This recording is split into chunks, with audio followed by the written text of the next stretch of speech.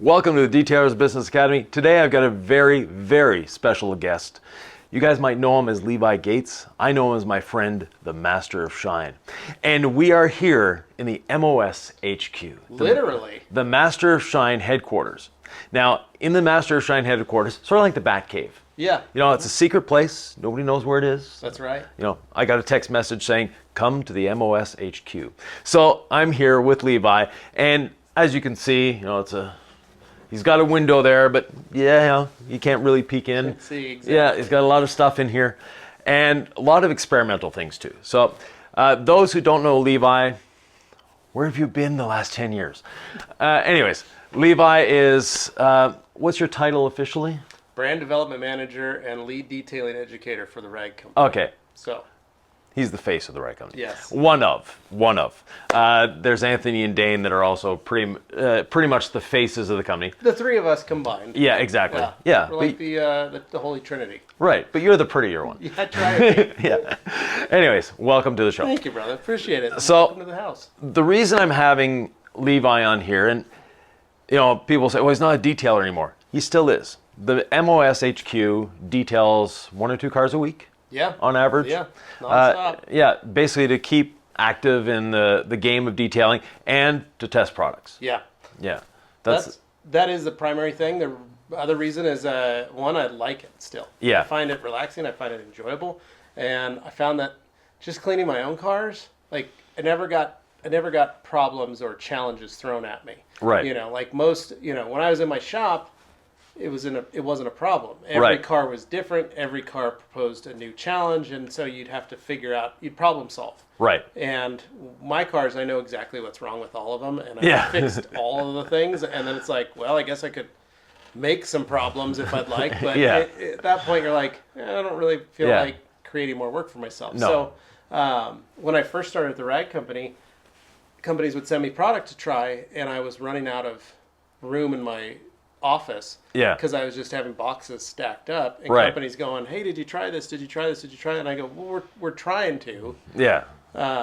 And I kind of started thinking about it, and it wasn't until we bought this house about 4 years ago that I was able to actually like have a little room, be able to do stuff Yeah. in the garage, and be able to work out of it. One of the biggest things is this is insulated, Yes. which is nice, and it's air conditioned and heated, Yeah. so I can work year round.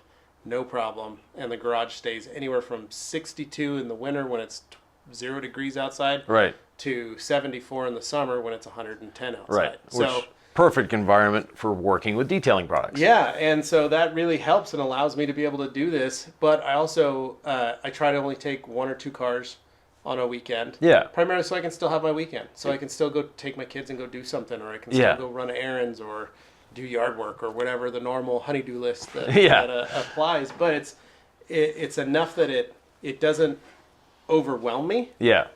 but it gives me something to go do. Yeah. So I know I can work on something, I can get it done, and then I have a backlog of customers from 25 years that still want me to do their cars. Yeah. So I can pick and choose the cars that I want. And Right. so I know what I'm getting most of the time. Yeah. But I know that it's stuff I can handle. I can kind of plan it around a weekend, so I know that so-and-so's car's coming in, and it's basically like your little Fiat. Yeah. I know it's not going to take me more than 4 hours to do the whole car. Right. And I have them, and I tell them, drop it off Friday night, pick it up Sunday afternoon. Yeah. And I now have 48 hours to work on a car that is Yeah. only going to take me 4, and the rest I can do whatever I want. Right. So, you know, if you want to go play with the kids, you can go Yeah. play with the kids. Yeah. Carly has something for you to do. You can say, yes, I'm on it. Yeah, and that helps. There are other times where, I've shot myself in the foot. Yeah. I've had friends or family that have called and said, hey, can you do so-and-so's car? Yeah. And they bring that vehicle to me, and it is an absolute nightmare and a wreck, and they only want to spend about $100. Yeah. And that hurts. Yeah. Because I don't like getting stuck in a car that I'm going to make $100 or $150 on, and I've spent 8 hours Yeah. on it. That's No. something that I'm like, that's not why I'm doing this. No, exactly. You know, I'm still trying to make this fun. I'm still trying to make this enjoyable, and I still want to be able to make a little extra cash. Right. Yeah.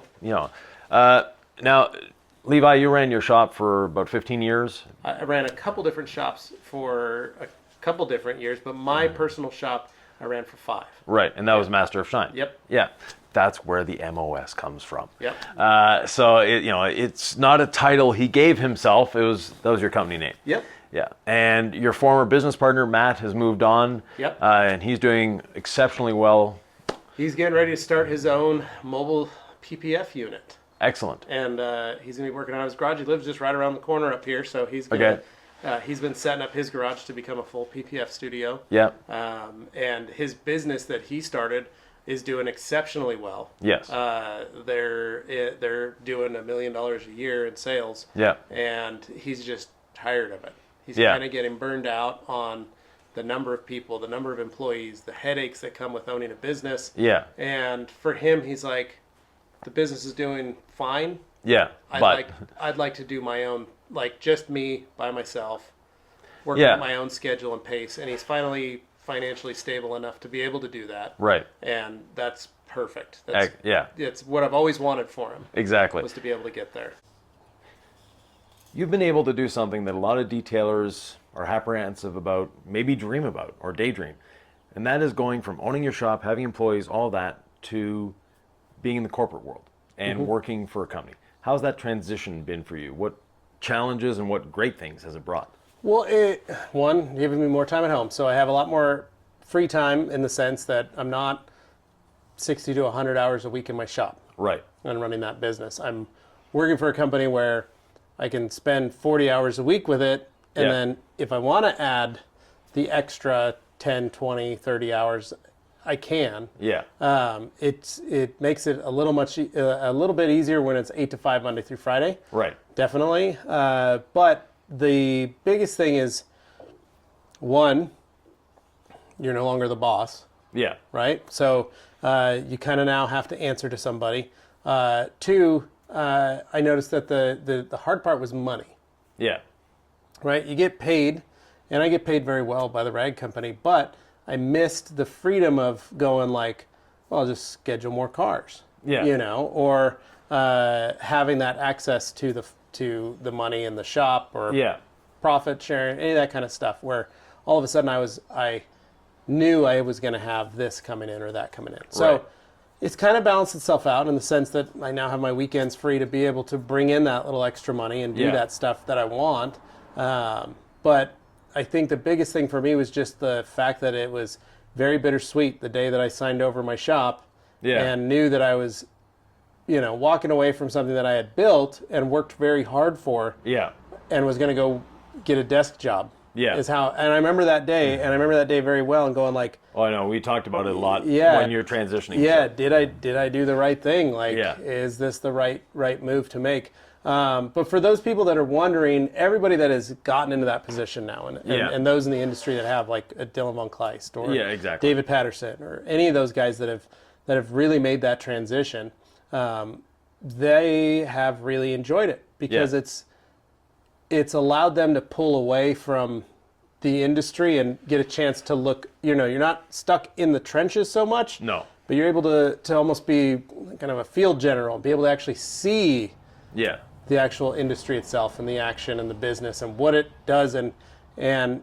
for lack of a better term, that bird's eye view, it really helps with the way we develop and look at the industry as a whole and how we try and make things better for all the detailers below. Exactly. And by below, he doesn't mean more the detailers after us. Right, the detailers. I've always touted it as a ladder. We're all climbing ladders. Yeah. And there's some of us who, for the very first time, start detailing.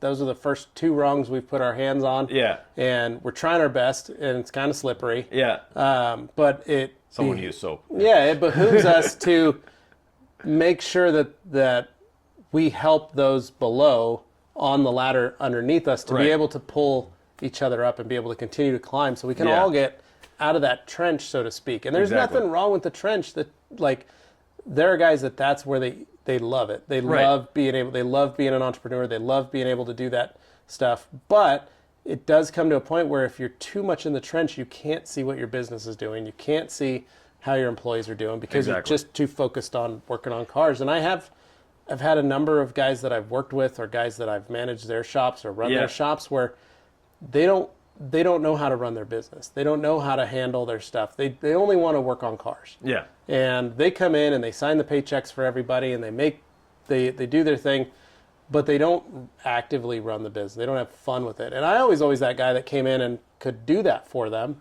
Yeah. And it was good, but when I had my business, I really enjoyed it. I had a lot of fun with it, and I really enjoyed working with other detail shops and learning about other detail shops and asking them their techniques, their procedures, because I was always trying to make it easier on myself. Yeah. Like you said, you're cheap and lazy. I was getting to a point where physically I couldn't continue to do the job. Yeah. You know, not even the first 90 days that I owned my shop, I had all of a sudden my shoulder started hurting. Yeah. And I went in and the doctor said, you're going to need surgery and you're not going to be able to use your shoulder to buff and polish cars for 6 months. Yeah. And I said, I can't do that. I just started a business. I'm the only employee. Yeah. And after that, it was a lot of cortisone and a lot of physical therapy to try and keep it to try and hold off that surgery. Right. And I'm 10 years in now, and I still haven't had the surgery. I've had procedures, Right. but I haven't been cut open yet to fix those same problems that I still have. Right. But it's because I've been able to lessen the workload Yeah. as I've gone on. And that was part of my end game for that was I either needed to learn how to manage and run my business as only a entrepreneur or business owner, Right. and not as a detailer. Yeah. Or I needed to find a job in detailing where I wasn't doing it every day. Yeah. And that's what a lot of guys, because I've been in it for 25 years. Yeah. And the guys that I worked with have been in it for 25 to 40 years. Yeah. And there are no young or old detailers, so to speak.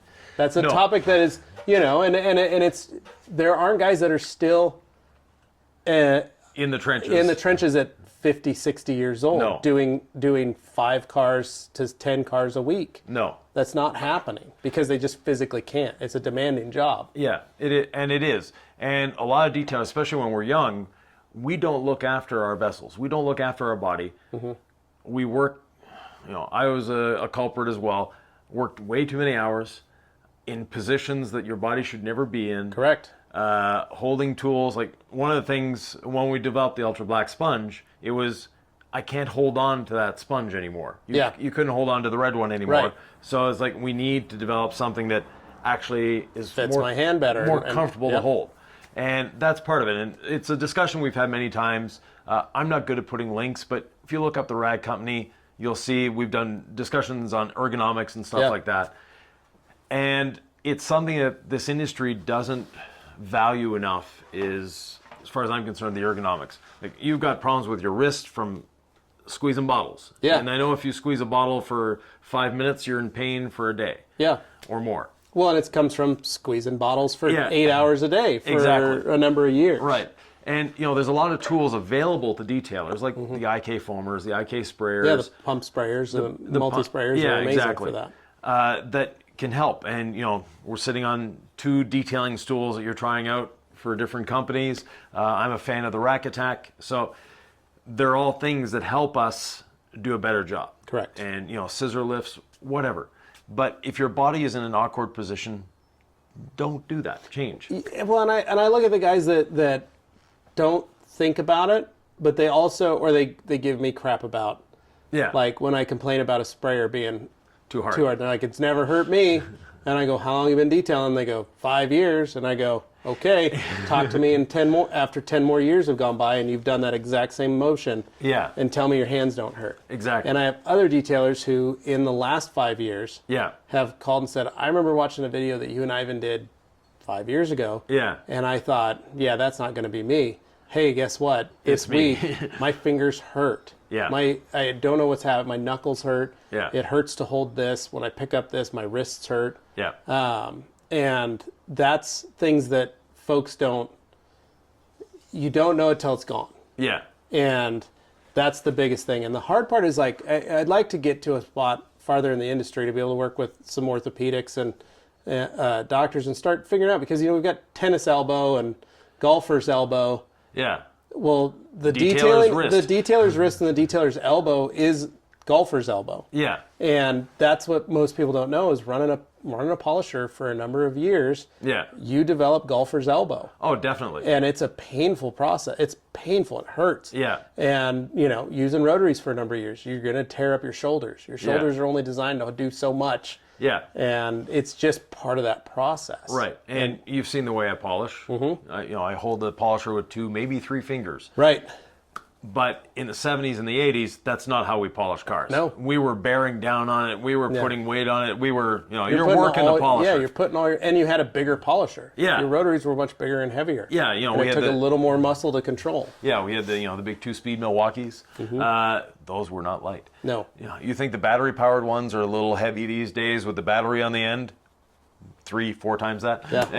I've got a solid aluminum Milwaukee at my dad's. Yeah. A rotary, and it probably weighs 35 pounds. Yeah, but it's great for doing the roof and the hood. Yeah, it's about all it's good for. Yeah. But yeah, so someone coming into the industry, take care of your body, take care of, be mindful of what you're doing. Yeah. So in terms of chemicals, what, I know you're playing with a lot of different things all the time. He tests as many chemicals, more chemicals than I do. What's your favorite these days? What stands out as like, oh wow, this is nice? I think everything that we carry at the rag company right now is the best of everything I've ever used. Yeah. I really enjoy, that's one of my favorite things. And I get chemicals sent to me from everywhere in the world. And some are winners, some are not. Yeah. I have a strict process. So in case you guys are wondering, I usually tell a manufacturer when they send me product that it's going to take me a year before I have an answer for them. Exactly. And that if it's something I'm really interested in, I lock them into an NDA. Yeah. And I usually know pretty quick if it's something I want to do. But I'll lock them into an NDA, and then we're going to do some testing, we're going to work on it, we're going to figure it out. Yeah. The NDA is there to protect them and me so that they're not worried about me divulging their secrets or anything like that. But that way I can ask the hard questions without hurting them. Right. And the biggest thing though is I always want to try and find something that is made in-house. Right. Those are one of my main criteria. It has to be made in-house. Right. I don't like white label or rebottled or reblended products. And then second, it's got to be visually exciting. Yes. It's got to do something that maybe I've never seen before. Right. And that's where it is. That's how I kind of do that process. So like take for instance our newest brand, Stjarnaglas. Yeah. Great product, great brand, very fun, very exciting with great marketing behind it. Yeah, exactly. And then the products work. And that's all that matters to me. Everything does what it needs to do. And the Stjarnaglas line, most of the people watching this episode or whatever you want to call it, this YouTube channel, are professional detailers. Mm-hmm.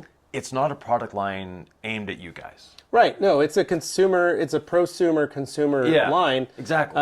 For folks to get started and learn how to detail and how to wash their cars and how to have fun with it. And that's what it is. But the chemicals that are in it are a professional level quality. Right. Which is something that I look forward to because I really don't like it when I get a product line that is ready to use, but doesn't do anything. No. I'm not going to sell it because I want somebody, if they've got a Koch product or they've got an Optimum product or they've got a P&S product in their garage already and they run out of something, but they have a Stjarna or they have another brand in their lineup that's available, I want them to know that they're not going to have to worry about it. They're just going to grab, all right, well, I'm out of glass cleaner of this brand. Yeah. But I've got brand A, but I've got brand B's glass cleaner that I also bought from the rag company. It's going to work just fine. It's going to get the same effect and same job done. Exactly.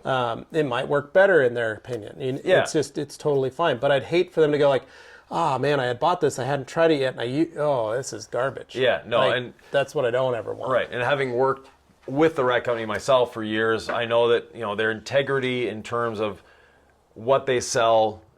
Not only does it have to pass your muster, it also has to pass Anthony as well. Yeah, and if Anthony and I can't agree on it, then it doesn't come into sale for the rag company. And there's multiple times where we've had a brand that Anthony's liked that I haven't, and vice versa, that I've really liked and Anthony hasn't. Yeah. And a lot of that is not just the product is whether it works. The product could work great. Yeah. It could be the rest of the factors. You're right. Where the way it looks, or how are we going to build a marketing structure around that? How's it going to look if we decide to sell this? And we game plan all that stuff out. And a lot of people think like, oh, you guys just bring something in and maybe you hype it. No, we build a plan as to how are we going to sell this product? How's it going to look? Where's it going to fit in our hierarchy of products? Yeah. And how's it going to look, within the family, so to speak? Right. And if it can't pass those, and we both can't agree, Yeah. then it's gonna fall by the wayside. And there's a lot of successful products Yeah. that are available at other distributors Oh, yeah. and other dealers that are great products. It's just they didn't pass me and Anthony's sign off. And No. it could be a number of things. Right. And also, when you take on a brand, you don't want to discredit or compete against a brand you may already have in-house. Right. Yeah, that, or we tell the brand when we say, hey, we're not going to bring you on, they'll ask, well, what are the reasons? And we Yeah. explain the reasons. Yeah. And sometimes they take those into consideration and Yeah. they make changes. Right. Other times they just say, okay, thanks, and that's it. Yeah. But we've seen some brands that we've told them, hey, this is why we're not going to sell it. Yeah. And 6 months to a year later, they come out and they're like, hey, did you see what we did? And they've taken all of our ideas to heart and put them to use. Yeah. And it's like, wow, well, good on you guys. Yeah. There might have been something else that maybe we didn't explain to them that we Yeah. didn't like, but Yeah. at least they listen to our Yeah. viewpoints, and that means a lot too, because at the end of the day, I'm still this kid in this garage washing cars. Yeah. I jokingly say that I was raised in a detailing family. My parents were detailers, and that's how I first learned was Yeah. to detail cars, was through my parents, and that became my chore. Was got to walk your dog, you got to empty the trash, you got to take the trash out, and you got to wash every car Yeah. on Saturday Yeah. in my dad's fleet. Yeah. And throw a coat of wax on your mom's car and dress the tires and make Yeah. sure, and vacuum. And that's Right. what I had to, that was my chore if I wanted to get my allowance. They were the Exactly. cheapest car washes I've ever done in my life. Yeah.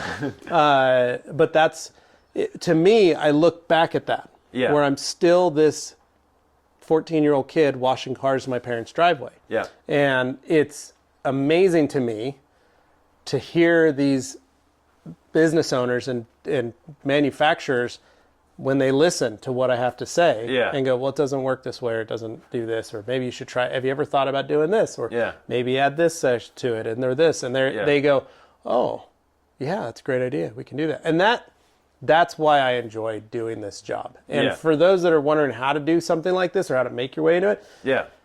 I answered phones and did emails Yeah.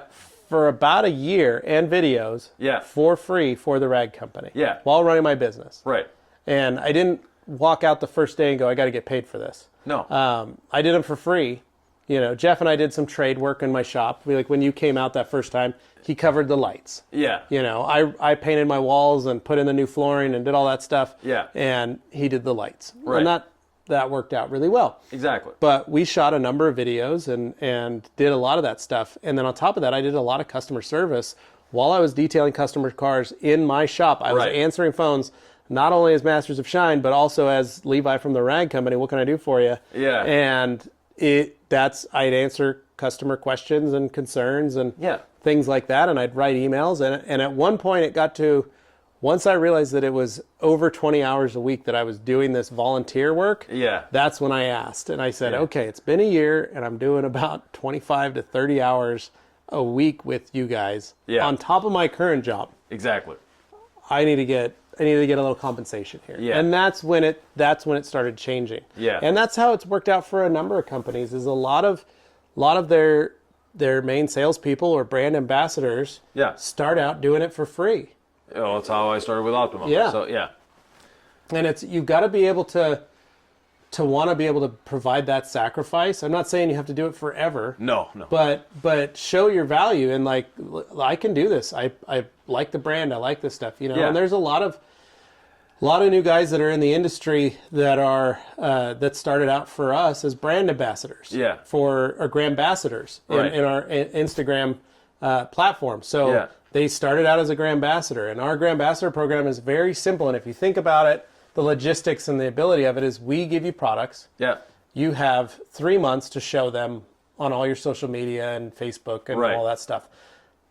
You technically have a year to be a brand ambassador. You could be a brand ambassador for that whole year and stretch your freebies out Yeah. for that year by the freebies we've sent. You know, you could use them all in that 3 months or that 1 month and Yeah. then be like, all right, cool, thanks, and then be done. Right. Or you could do like some of the brand ambassadors of the year have done, which is the winners, which is continually use the products, continually push the products, continually provide education on Yeah. their YouTube channels, on their Instagram, on their Facebook, on all these different sites. Continue to push the brand, the rag company, Yeah. and all the products we carry. And a lot of them have become marketing directors or marketing managers or gotten jobs in marketing for the manufacturers. Yeah. Because they can show, hey, I did this for a year Yeah. for the rag company based on this 3-month package of towels and chemicals that I used. Yeah. And this is what I think I could do for your business. Exactly. I mean, Alex from Viper Chair, Yeah. that's what he was a Grand Ambassador. Yeah. He almost became Grand Ambassador. He was our second runner-up in Grand Ambassador of the Year. But what did he do? He translated that into a job with Viper Chair, and now Right. he's their marketing guy. Yeah. You know, and so it's things like that. There's other Grand Ambassadors that have gone on to do a lot of really cool stuff, and Yeah. that's one of it. You know, but we've also had Grand Ambassadors that they get their stuff, they get told that they're a Grand Ambassador, and they never do anything. They never post a single thing. Yeah. You know, or at the end of the 90 days, all right, cool, thanks guys, appreciate it, see you later. Yeah. You know, and it's a run to the finish line. So if you're trying to do this, get to know a brand, get Yeah. to know the brand inside and out. Don't annoy them, but be friends with them, Yeah. and prove to them that you can do stuff. And there's a big difference that I'd like to point out between being like a brand ambassador or a product ambassador and being a fanboy. Right, yeah. Yeah, you know, the fanboy mentality, especially in the coding world, is rampant. A. B. It's annoying. Yeah. No, and a lot of that is being able to listen Yeah. and understand. If you're an ambassador, Yeah. you use a lot of products, like Sydney from P&S. Yeah. She started out, she uses all of our products and things like that, but she Yeah. became a brand ambassador for P&S. They liked who she was as, Right. as a detailer. Yeah. Liked, and they went and visited her shop. It was when they were coming to visit Boise. Bob Yeah. and Rennie went over and checked out her shop and saw it. Got to know her, met her family, met her husband and her kids, and Yeah. they said this is the kind of person we could see ourselves hiring. It took them about 6 months. Yeah. But by that time now, she handles a lot of their marketing and a lot of their social media and, Yeah. and helps with a lot more than just, you know, traveling to shows and being one of those extra Yeah. extra employees. And a lot of that is you need to be open to other brands. Exactly. You know, you're not coming in going, all right, this is my brand. I love everything about it. I love everything about the rag company. Yeah. But I also love I love Optimum, I love P&S, Yeah. I love Koch, I love G-Technic, I love Yeah. everything about all these brands, primarily because I love all the ingenuity, I love everything about it. And it's the people behind the brand. And as it's well. the people behind it. They're very close friends of mine. And Yeah. and that's how it's worked out. And that's something that if it was, well, I only use G-Technic products, so I'm not going to use P&S products. Yeah. Because I think G-Technic coatings are more perfect than P&S coatings. Yeah. They're both coatings. I know that each coating's limits, and I know each coating's Strong pros points. and cons, Yeah. and I know everything about each coating. Yeah. And I will explain it to a customer. These are the coatings that I have available. Which one, Yeah. this is what this one does, this is what this one does, this is what this one does. These are the price points for all of them. Yeah. And it's no different than being a detailer and having it as services in your shop and listening to your customer and going, well, what are you going to do with it? Yeah. Because if you're going to take that car, like let's say your little Fiat, and you're going to run it through the car wash, Yeah. then I recommend Legend. Use Yeah. Legend, P&S Legend all day long. But if you are, no, this car never sees anything. I wash it perfectly every day with goes through a distilled car water, wash. with this, and I can't. My Yeah. children, it pulls into a bubble and it doesn't Yeah. see. Well, then, okay, you might like CSL a little more. Yeah. Because it's got a little bit deeper gloss, but it does things differently. Right. Legend is a very durable coating and will provide years of service. Right. No problem. So it's learning those two things and Yeah. never going, no, I'm team this. Yeah. Rather than team this. Yeah. And that's the problem I think with many fanboys is they're not open to the other brands. No. And there's so many times, and I've said this a number of times on our podcasts, on our YouTube channel, is that there's still a lot of cliques Yeah. and a lot of teams that are pro this. Yeah. And screw everybody else. This is all we do. Yeah. We're this company, and that's it. And you can't pigeonhole yourself. No, you're limiting yourself 100%, and you're not opening your eyes to this wonderful industry. This week, one of the reasons I'm in Boise is TRCMA. Yep. Or TRCMA, or however you want to pronounce it. TRCMA. Yeah. So the TRCMA was a week-long gathering of different brands, and on the same day you had their fanboys are trying to kill each other online, but in reality, the two reps of those companies. We're at Chip Cookies getting cookies and riding scooters together. Yeah. So it's the fanboys of the industry have a very jaded view of what this industry actually can be and what this industry is. We've seen the IDA grow. I was at the first IDA meeting. I was one of the first board members of the IDA, and I've seen it grow over the years. And every year it just keeps getting bigger and bigger and better and better. Yeah. And it's the perfect proof that this is now an industry. Yeah. When you're in your father's driveway cleaning his multiple Chevy trucks, he has a lot of them. It does. Yeah, beautiful collection. And the Jeepster. But anyways, cleaning his vehicles and waxing your mom's car and things like that. Yeah. To where you are now and where this industry is now. When we started in the industry, well, you're younger than I am, but when I started in the industry, and when you started too, we didn't have forums. We didn't have Facebook groups. Nope. What we learned was from the route guy. Yeah, that's it. The Selling guy us on our the products. truck. That was it. That was who we had contact with. And if he And brought every once in a while, you could call the manufacturer if you had a question. Yeah, or write them a letter in my case. Yeah, or write them a letter. Yeah. When's the last time you wrote a letter? Not on Facebook, but an actual pen to paper. Yeah. No. But that's how we communicate with them. And, that has really, social media has really changed our industry as far as I'm concerned, for the better. Yeah. There are some negatives to social media, but in general, we've improved because of it. And one of the things we've improved is that communication between detailers. Yeah. And I think that's probably been the best thing, because for so many years I was alone. Yeah. I just had the route guy and maybe the guys that I worked with, Right. or the guy that was my boss that taught me how to do it. Exactly. And you'd ask a question, go, well, why can't we do it this way? Or is there anything else that we could use to fix this problem? And they go, no, that's all I've ever used. Yeah. I don't know. And they didn't have any other options. No. And it was like that until 2010, when I started planning out building my shop. Yeah. And opened my doors in 2011, and it was like, okay, and it's one thing that my wife said to me. So in 2011, when I started, I basically brought over all the same products and chemicals that I had been known and used, and it was easy for me to build out the shop. Right. My daughter was, she'd just been born. Right. And so my wife was like, you have kids now. Yeah. Like, you have a kid, you have to figure this out. And the biggest thing was, she said, you need to start finding stuff that's non-toxic. Yeah. Because she came into the shop one day and saw it. She was looking at all the products. She's like, everything's got a hazardous sticker. Everything's got this. And I just started thinking, you've been using this for a really long time. Yeah. All these products, like, they're not going to be good for you. And I remember when she said, she's like, you need to do it. And I remember thinking to myself, all the biodegradable and earth-friendly stuff really sucks. Yeah. They're not good products. And I remember thinking that. Yeah. And then I took that and I sat down and I started thinking about it one day while I was eating. I used to bring these little burritos to work, frozen burritos, and I'd eat those.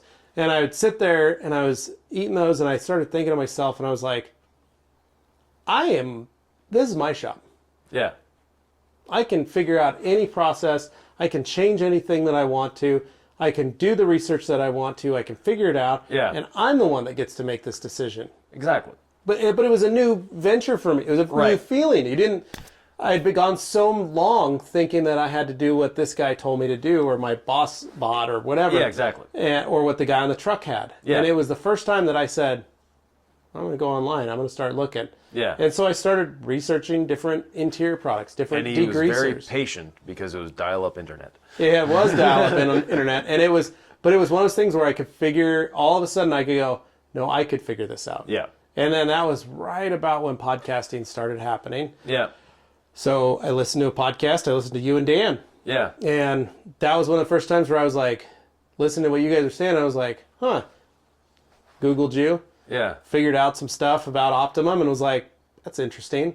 And it was right when the rag company, we had just started doing stuff with the rag company and they had Optimum products. Yeah. And that was the first time that I was like, well, I'm going to run down. I know they carry Optimum. I'm going to run down there right now. Like I literally was listening to the podcast as I was pulling in the parking lot. Yeah. And they had just moved out of their garage into their first little storefront. We drove by it last night. Nice. First little storefront. Yeah. I've been coming here for 8 years now. Yeah. And every time I come to Boise, so the first time the rag company was in basically not much bigger than Levi's, the MOS HQ. That's true. Yeah. And every time I come, it's like, oh, well, we have this building. And then, well, we took over this building. We took over the building across the street. The 3 buildings across the street. Oh, and the one down there and the one here. And next time you come, we'll have taken over this one, and this one. And we're building 2 other buildings over there. Yeah. No, it's crazy to go.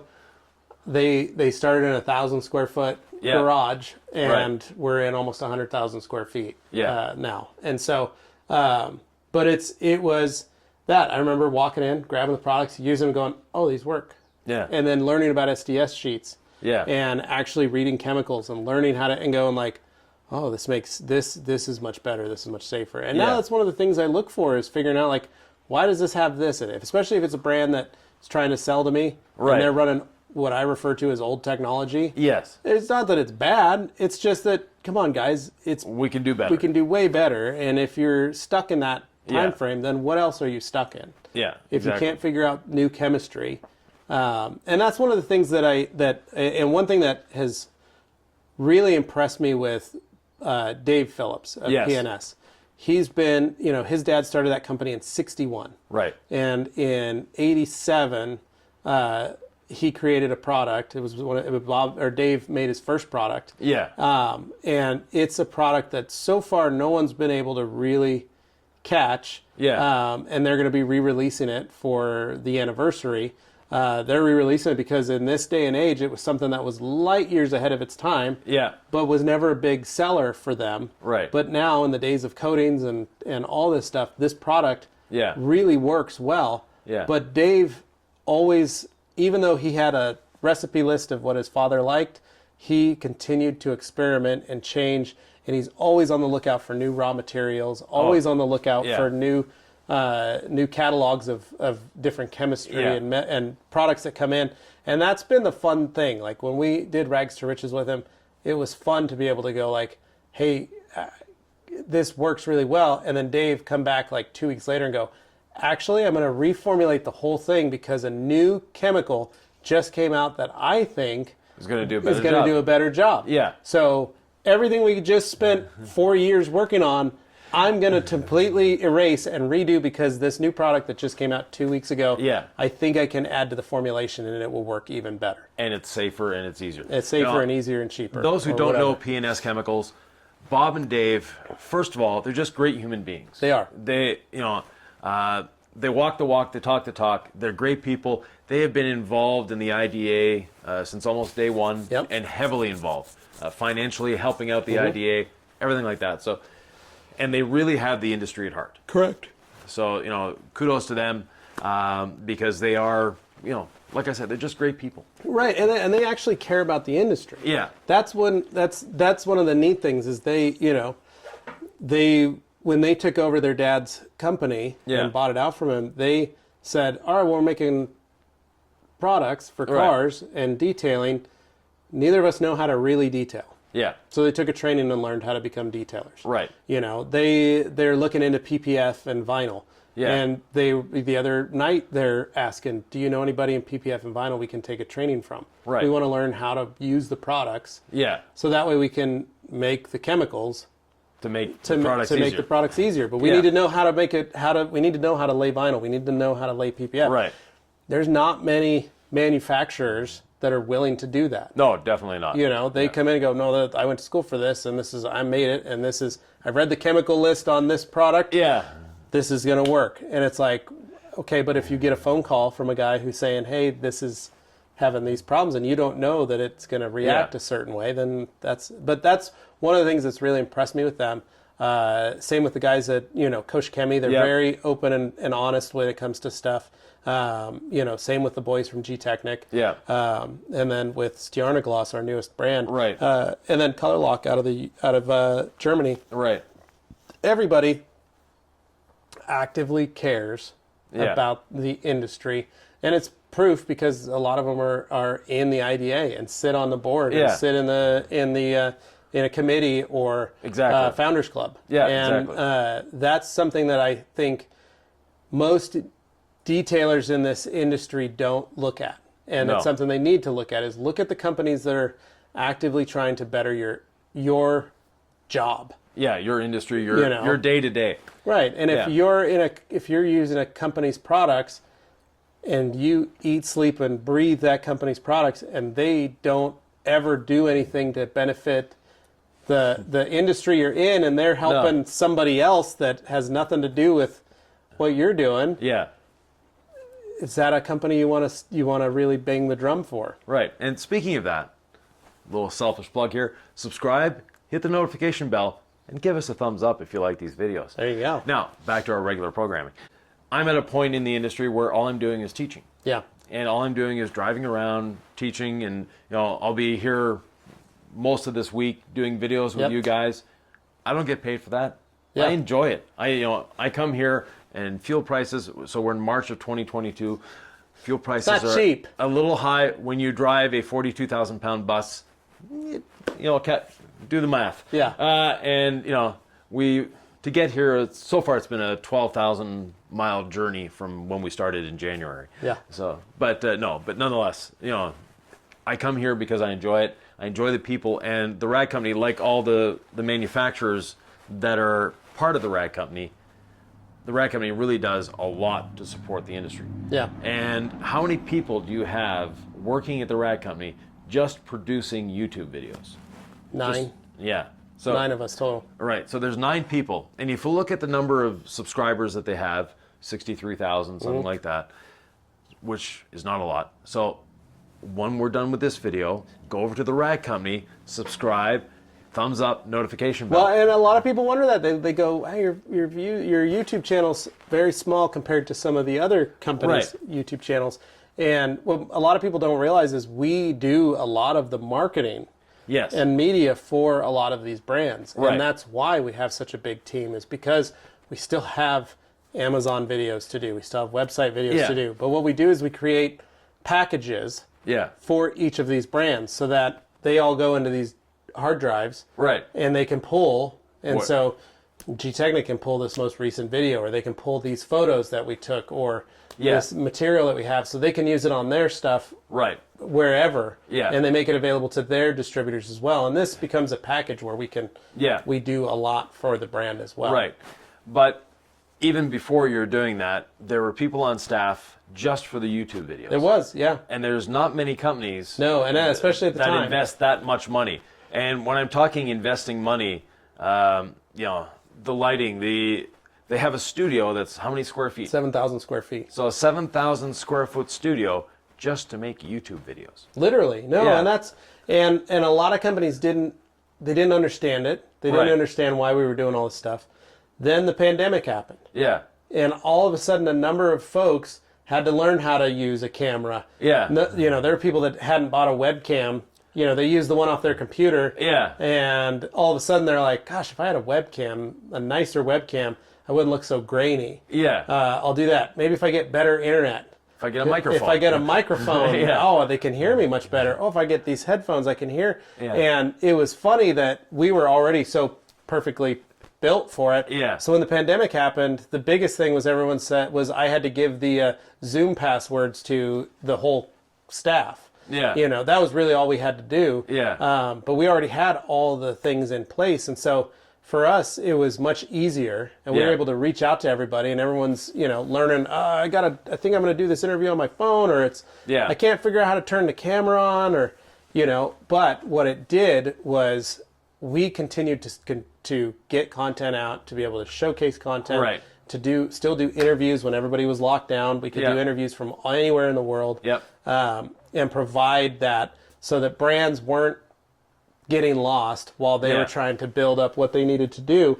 And a lot of them were able to learn how to, they were really relying on that cache of stuff that we had put in place so that they Yeah. could continue to do their stuff, because all of a sudden they were hiring people Yeah. that could run a camera, hiring people that could figure out how to handle a multi-room Zoom meeting, Yeah. and how to handle these certain things that they'd never dealt with in the No. past. And it's really amazing to see the growth of a social media person, or the growth of having technical camera. Lake Country ended up hiring David Heller, Yes. who originally came in just to shoot videos for them. Yeah. But when right before the pandemic, they saw we should probably add a camera guy in here that can literally Yeah. make videos for us, and that really worked on their part. Oh, yeah. Same with P&S. They started figuring out how we've got to do this. Yeah. Let's get our people in here as well. And the same with G Technic was already in motion for that. Koch has been working on that. Yeah. And so it was something that the pandemic really helped spur that. And there's Yeah. a lot of companies now that are bringing in that in-house media. Yeah. All of a sudden, when I remember for years, Jeff and Carolyn would be interviewing different banks, Yeah. or different, the president of a bank would come through and go, why do you have a room? We only have one room at the time. Yeah. And you've got 3 guys that all they do is videos. Yeah. And they're like, well, this is how we maximize our product and sell our product and do all this stuff. And I remember those old bankers going, Nah. that's weird. Why Yeah. would you do that?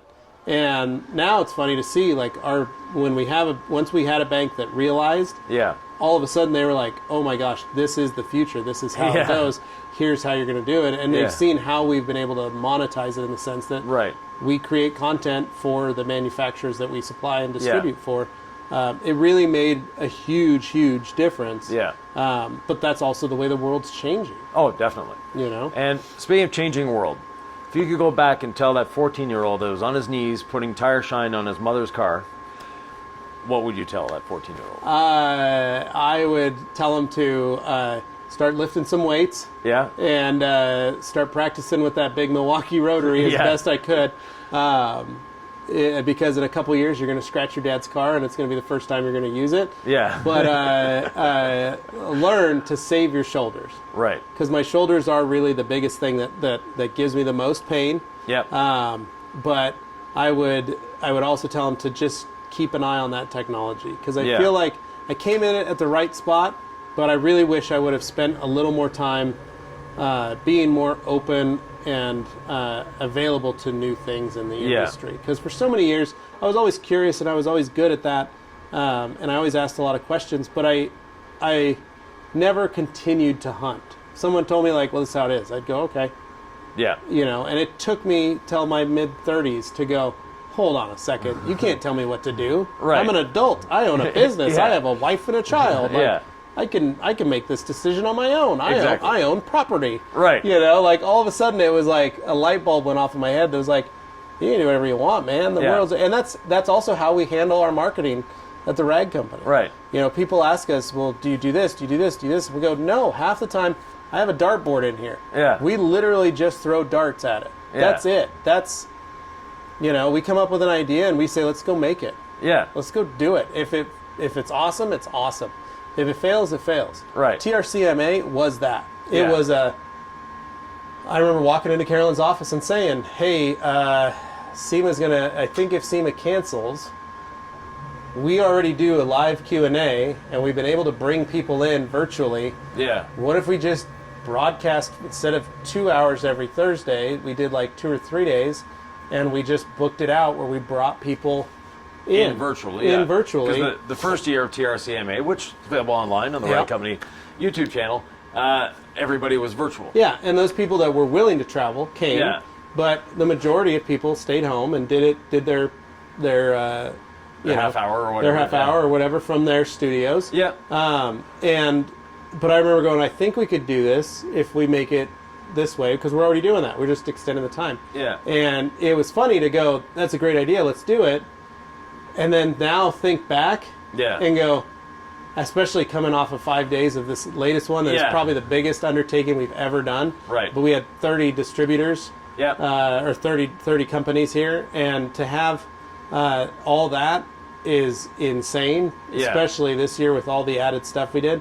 But then it was like, well, what if we make a fun video in the beginning to do this? Maybe we make this video to do this, And we did that in the first one too. Yeah. But this second one was a bigger undertaking. We hired an actual film director, and we hired folks that actually know what they're doing in that to make a mini movie. Yeah. And that's what we did too. And we didn't have to do any of that stuff. No. But we want to. Let's try it. How do we make it work? Right. And the other thing is being resourceful. Yeah. We hired, when you and I did our first series of videos, we hired a high school AV club to come shoot everything. Exactly. And it worked out just fine. Yeah, and the teacher that was part of that AV club now works full time for the Ride Company. Yeah, literally. So, and so a couple of his students are employees, which is nuts. But that's what it is. Like, if you find the right people, you got to be willing to find them in random spots. You don't have to hire a company to do this stuff. You can find somebody that has a passion for it. Rag Company Europe, Patrick, he knew a kid that loved doing video work, Dylan. Yeah, exactly. And so he started talking to him, was asking what he needed and what he wanted, and he was showing him some of his projects. And he goes, well, if I buy you the equipment, would you just want to come do that at my place for us? And I'll pay you, and you can work for us, and you can do this. And he's like, sure. Yeah. And they're putting out great content every week. So in that, this has probably been my longest interview, but Levi's been one of my longest standing friends in the industry as well. So it's good that it's happened that way. Where can they reach you? You can always find me at The Rag Company. Levi at theragcompany.com is my email. I am still on Instagram, although I haven't updated any pictures or anything in over almost 2 years now. But I'm still on Facebook, active in the Rag Company discussion groups. Yeah. You can check out our podcast every week. The Rag Company main show, you can tune in every Thursday at 2 p.m. Mountain Standard Time to the Rag Company Q&A. And then I do have a podcast that is mostly about me. Yeah. And it's called The Master of Shine at home, and you can listen to it anywhere you get your podcasts from. And you also have a YouTube channel. I do have a YouTube channel called The Master of Shine as well. Yeah. That I haven't really done anything with.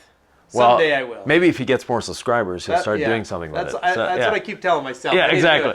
But the podcast is out. There's probably about 6 episodes, and it's mostly me. Yeah. And it's my story, and it's stuff that I've thought about and questions that I've had. Excellent. So if you ever want to learn more about me, Master of Shine at home.